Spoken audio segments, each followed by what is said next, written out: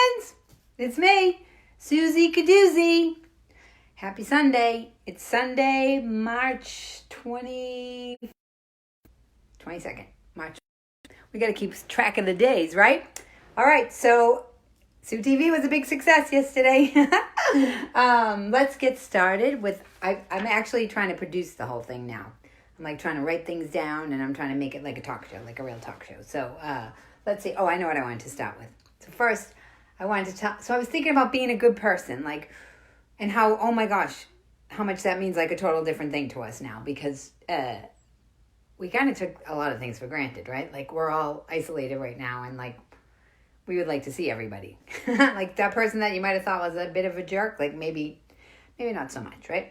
So I was trying to think of funny stories about what, like, one time this girl came to me and she was like, Sue, what are you doing on Tuesday?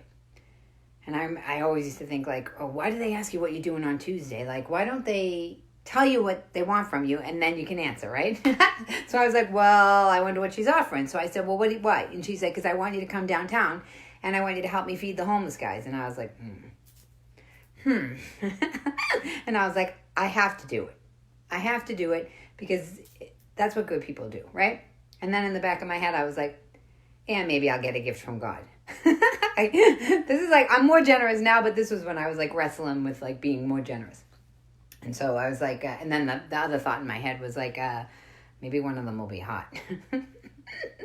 And so we get down there and I just find it funny, like when you try to be nice to somebody or when you try to put yourself out there, how your ego gets in the middle and how you like have to struggle with that. So we get there and I'm like all gung-ho. I'm like, I can do this. I'm going to go help feed the homeless men. Even if it might be uncomfortable and sad, but it's not about me. It's about them. Like, come on, Sue. And you're doing it with your friend and let's go. I always have to give myself pep talks too. So so we get there and all of a sudden they say to me, we don't have any more hair nets, but you have to wear a shower cap. And I was like, I didn't even know a hairnet was part of this. And then I was like, a shower cap? And I was like, they're not going to think I'm hot if I have a shower cap. No, stop it, Sue. This isn't about homeless guys thinking that you're hot. Stop it. And so I was like, oh my gosh, all right, I'll put the shower cap on. And I wish I had a shower cap right now because I had to put the shower cap on completely on top of my head. And we had to give out the food. And there were like 4 different stations that you could have. And one was like pasta, and one was chicken, one was salad, and one was garlic bread. And guess what I got? I got the garlic bread. Yep. I got the garlic bread, and I remember standing there with my shower cap on, and the guys were like, you know, they were homeless. Some of them were drunk, some of them were high, some of them were, and they walked through the thing, and people were like, oh, do you want some bread? Do you want this? And I was like standing there with the shower cap on, and I'm like, garlic bread? Garlic bread? Garlic bread? Do you want some garlic bread? Do you want some garlic bread? So I was thinking about that, about how being kind to people, sometimes we get a little, our egos get in the way, and just how much I would love to go put the shower cap on and give food to the guys right now. I'd love to be able to leave my house. So I have a few announcements. So my garlic bread story, that's going to turn into a huge bit. I really might even wear the shower cap on stage. Me thinking that I'm all that and I'm hot, and then they're like, no, you have to wear a shower cap. And remember that when you're asking somebody what they're doing on Tuesday night. So my birthday's April 2nd. So what we're going to do, if we're still inside, is maybe even if we're not, we're going to have a Zoom birthday party on April 2nd for everybody that's isolated and it's their birthday. We're going to have a party on Zoom, and I might do it at nighttime. I think I'm going to do it at nighttime so you can have some beers. Not that you guys aren't drinking beers during the day, but we're going to have a huge party. I think I can fit 100 people in the meeting on Zoom. So on April 2nd, the time will be announced. We're going to have a birthday party for everybody that's stuck. Like Donnie Carter, my brother-in-law, he's one. So we're going to have a birthday party, and maybe you guys who bake, can make us some cakes and we can fake blow out the candles. I don't know. And then I want to remind you about the 5 for 5. So we're going to have this going on for a while. So $5. So what I'm doing now is I have a donation. I put this show up on my website, SueCostello.com. It's under SueTV. And you can go there and there's a donation button if you want to donate, because all my shows got canceled till the summer. All right. So 5 for 5. So that means you can have a 5-minute Zoom meeting with me, private Zoom meeting with me. And we can talk about anything. You can ask me comedy questions. You can ask me stuff about, maybe you're trying to start a business at home because you're stuck at home and you need a little tips about how I do it. Anything. If you need a pep talk, if you want to cry, anything, I'm here. Follow me. Also follow me everywhere. You gotta follow me on Instagram. I am Sue Costello. Follow me on YouTube because the Facebook is gonna get full and we're gonna have to move over to YouTube eventually, which will be good. Follow me on my Patreon, Sue Costello. Follow me on Twitter at Sue Costello. Now what I want to do is I want to start working on some of my stand-up bits because I was thinking I have so much content. I have my play. I have my book. I might even start reading you pages from my book. What the heck? We have plenty of time, right? So I'm going to work on some stand-up bits right now. All right. Are you ready? Let's see what everybody's saying. Jennifer's was April 3rd. All right. So Jennifer will come to the party. Johnny's watching. Hi, Johnny. Hi, Johnny Rio. Oh, my God. I miss everybody so much. I wish I could give you guys hugs. All right. Well, I'm giving you a virtual hug right now. Hi. Hi, Johnny. Oh, I'm going to be able to talk to you guys. Now I can figure this out. Oh, Stuart. Hi, Stuart. Welcome. Anybody else? Come on, you guys. You can talk to me. You can ask me questions. But in the meantime, I want to start. Oh, so I want to do a lot of bits about being a kid. I do. Being a kid. All of my humor is about. What's up, kid? Hi, Kevin. All my humor is about the absurdity of life, and I don't think we could get more absurd than right now, right? I mean, this is pretty crazy, right? Hi, Buttercup. Hi. I always say that. Chin up, Buttercup. All right, so let's find some bits that we can talk about. You guys all know that I was dressed like a boy when I was little, all right? And I don't know. I grew up in Boston, so I remember my mother. She was so funny. They would do whatever was the easiest, I think, nice and easy and clean. And I was thinking about one time I got beat up. I got beat up at the library. The girl, I didn't even get beat up. I had a lazy eye and glasses and a patch, and I hated being a kid. I was so vulnerable. And the girl picked me up and threw me out of the library into the middle of the street. And I came home and I was kind of busted up. And I remember my mother was like, "I told you not to wear your good clothes out." I was like, "Mom," she didn't even care. The Irish mother, she was just upset that she didn't dress me for combat. I was thinking about my mother was. I think I got my sense of humor from my mother. Me and my brother Jimmy used to have to scream to cross the street when we were growing up in Savin Hill, and like our parents had kids when they were really young, right? So they were like whatever break they could get. And so me and Jimmy would scream at the top of our lungs, "Ma, Ma, Ma." And Mrs. Fedorkowitz lived down the street. And Mrs. Fedorkowitz would even come out and be like, "You goddamn sons of bitches, I'll cross you." And we couldn't cross with anybody but my mother or father. And then finally my mother would come out to the porch and she'd be like, and we'd scream and we'd be like, "Ma, what are we having for dinner?" And she'd be like, "Steak." And it would echo through the whole neighborhood, "Steak, steak, steak, steak, steak." And then we would get to the top of the stairs and she'd be making like American chop suey. And we'd be like, "Mom, I thought you said we were having steak." She'd be like, "That's what I wanted the neighbors to think." So I think I did get my sense of humor from her. But being a kid, God, I got in trouble all the time. I was thinking about how I always had a lot of energy. And I'm sure there's a lot of people out there. And like in school, they don't like you to have a lot of energy. They like you to like stop it and sit down and be like simmer down, like my show, Simmer Down. Oh my God, my grandfather, every time I could get in trouble, I got in trouble. My grandfather used to slick his hair back. Bubba, his nickname was Bubba. And for Halloween, I wanted to be something one time, and I'm telling you, I always got in trouble. Like my mother went into the boys' club to pick up my brother one time, and I took that thing that goes around the steering wheel, and I locked it around my neck. And I didn't even lock it around my neck, just like that wasn't bad enough. I had it upside down so the lock was like stuck into my collarbone, so my mother had to take me to the emergency room. They had to like saw it off me. I thought my mother was. I'm surprised I'm still alive. So then I had a great idea for my Halloween costume that I was gonna slick my hair back like my grandfather. So I would always call my grandfather, and I'm like, "Bubba," I'm like, "What do I do? How do I slick my hair back?" And he told me to put Vaseline in my hair. Now I don't know if you guys ever put Vaseline in your hair, but it stuck for like 7 months. I had greasy hair for like 7 months. Oh, and we would go to the bargain center. We used to go to the bargain center when we were little. Yeah, we used to get our Bobos. Does anybody remember Bobos? Bobos. They make your feet feel fine. Bobos. They cost $1.99. Bobos. Your mother buys them all the time. It's always about your mother in Boston. We're always talking about the mother. All right, so what else do I want to talk about? Kiss and catch. We used to play kiss and catch. Oh, I wanted to play kiss and catch so bad. People have heard me talk about this on WAAF. Oh, because I looked like a boy, so nobody really wanted to kiss me. And we used to play the game called kiss and catch, where one person would be it, and then they would chase everyone. And if they caught somebody, they would kiss them, and I would always try to be it because that would guarantee me a kiss. But they wouldn't let me be it. And so I would start running, and I would start off at like 3 o'clock in the afternoon, and I'd end up 4 neighborhoods over, and no one was chasing me.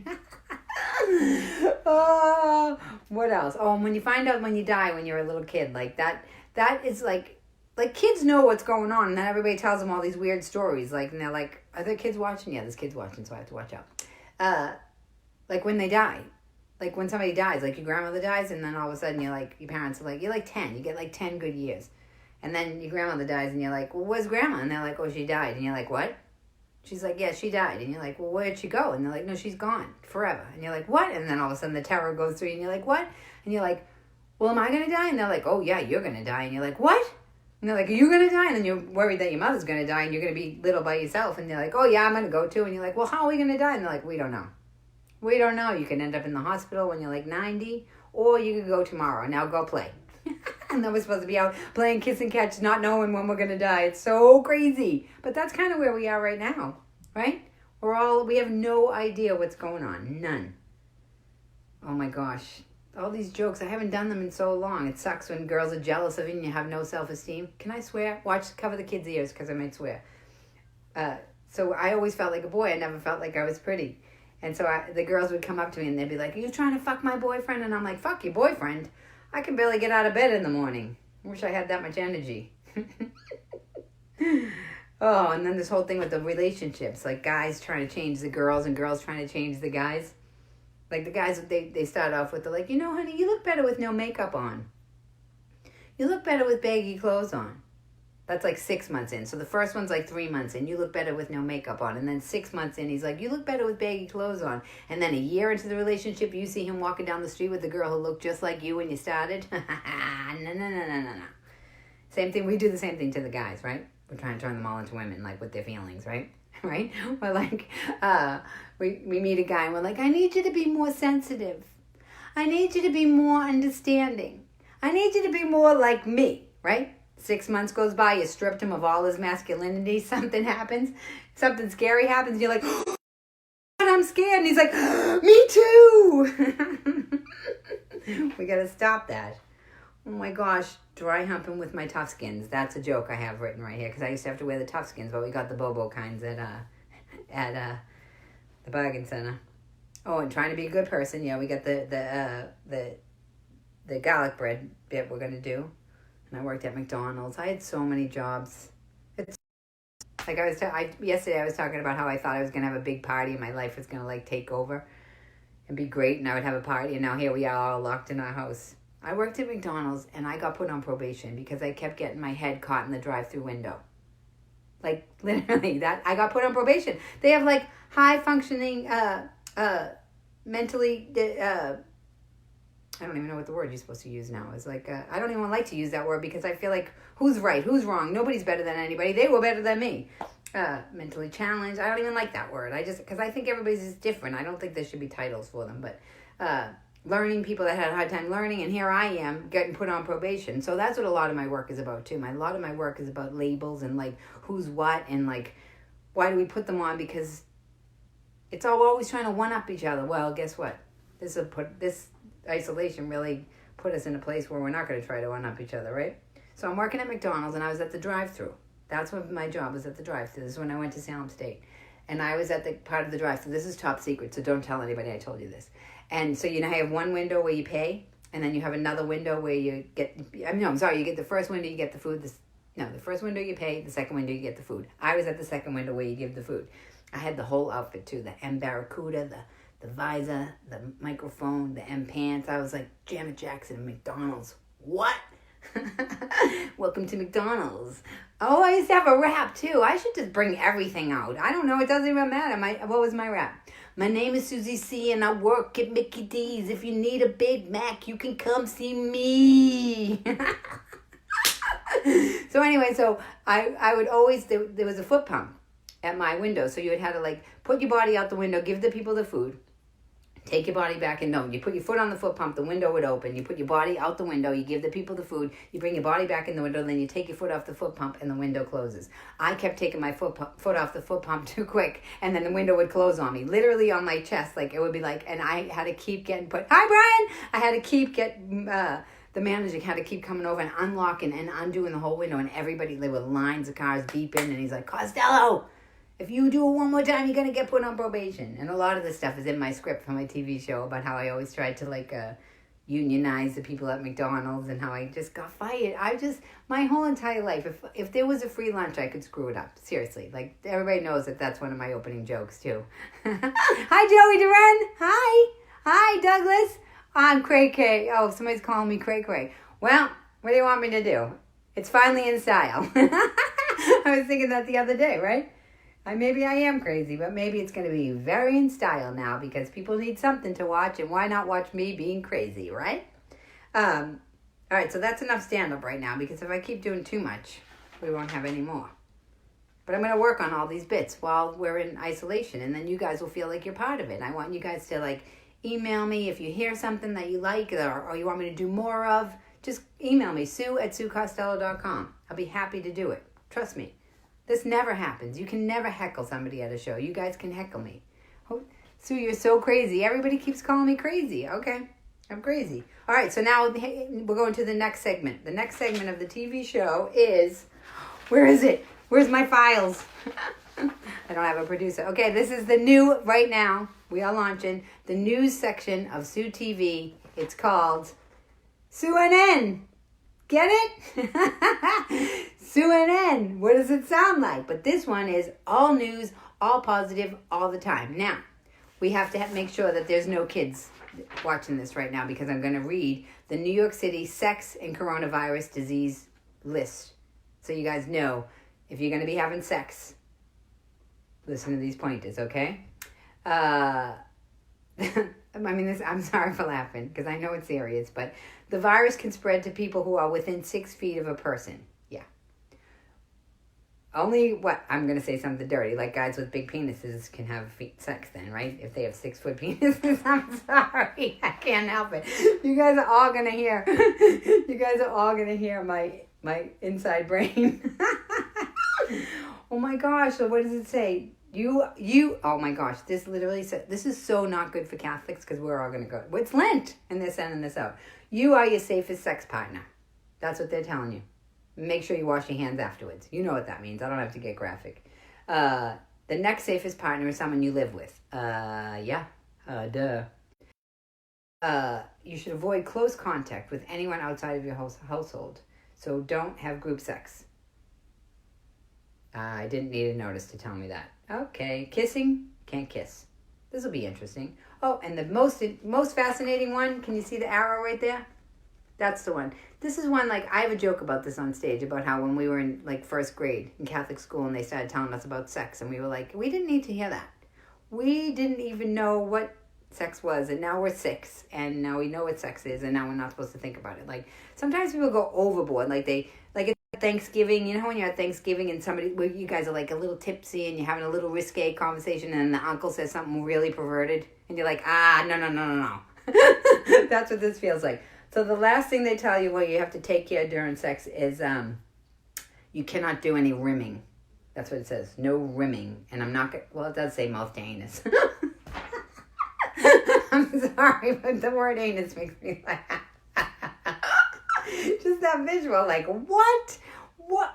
I didn't even know that was possible. What? Okay, I'll try not to do that. I mean, here we are. We're in a global epidemic, and they're like, okay, don't put your mouth on somebody's anus.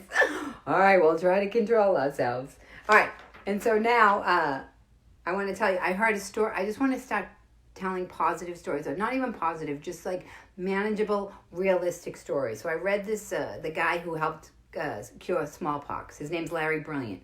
I just want to kind of put this in perspective for everybody. He said that, so he studied what's going on, and he's like, yeah, if we could have tested it and caught it quicker, we could, but we didn't, right? Okay, so here we are. It's just like life. Everybody tries to make everything perfect and blame everybody. When you have kids, they screw up all the time. What are you going to do? Can't get rid of them, right? Everybody screws up. So how do we manage after we screwed up? This is a total, mimic of life. And so he was saying that the vaccine, they're studying, they're trying to make the vaccine, and he doesn't see anything impeding that. So that's a good sign. He said that we need a herd immunity. So a lot of people have to get it and recover from it so that they can create the vaccine, which is happening right now, why they have us in here. He's very optimistic that we're going to have a vaccine, a prophylactic, and an antiviral. So something to prevent it. We're going to get the vaccine. The best thing he said, though, I have to say, is that the reason why it's going to happen so rapidly is because it affected everybody, that it's a great equalizer. So it affected rich people is pretty much what he's saying. So because rich people can get it, we're going to get a cure much quicker. And he said that it's not the zombie apocalypse. It's not something that's going to make us extinct. So take it down 75 notches, everybody. I know social media can make you crazy, but it was making us crazy and nasty before this all happened. So, and he also said, like, we're going to be able to start going out eventually because they're going to test the people, like, who are going to care for us, like our doctors and everything, make sure that they're okay, and then they're going to be able. So they're going to test people to make sure they're okay, and we're going to be able to start moving again. So I just want everybody to, like, simmer down, have some hope, enjoy Live at 5 with me until it happens, right? And then the most important thing that he said, like, this guy, he's like 76 years old. He's in San Francisco. He said he's at the highest risk of getting this. They asked him if he was scared, and he said no, he wasn't scared.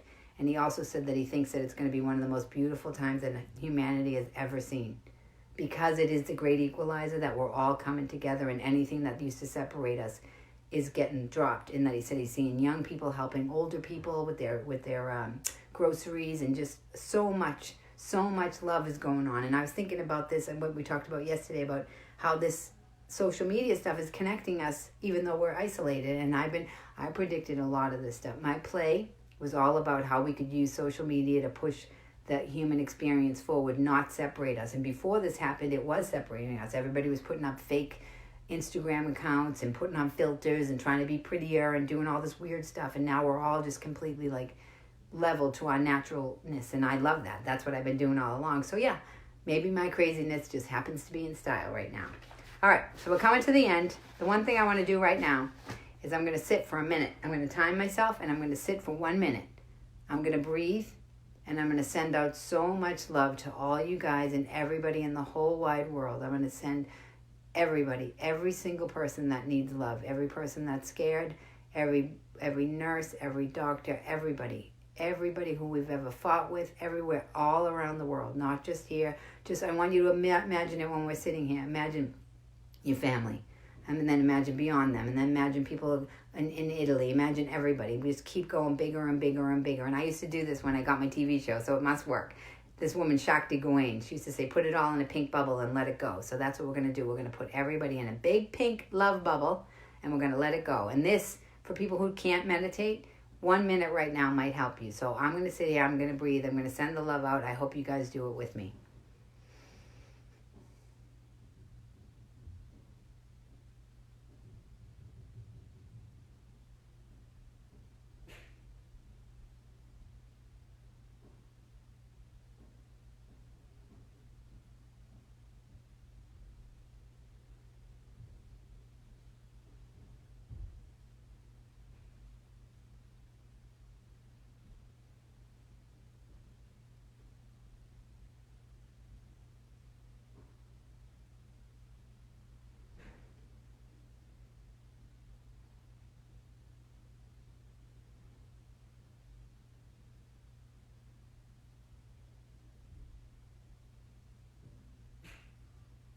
We did it. Okay, everybody. That's the second installment of SueTV. I love you all very, very much. This is what I want you to do. Virtual hugs. Put your right hand on your left shoulder and your left hand on your right shoulder and squeeze. That's a hug from me. And don't forget, find the magic in the minutia, and we got this, sugar muffins. See you tomorrow.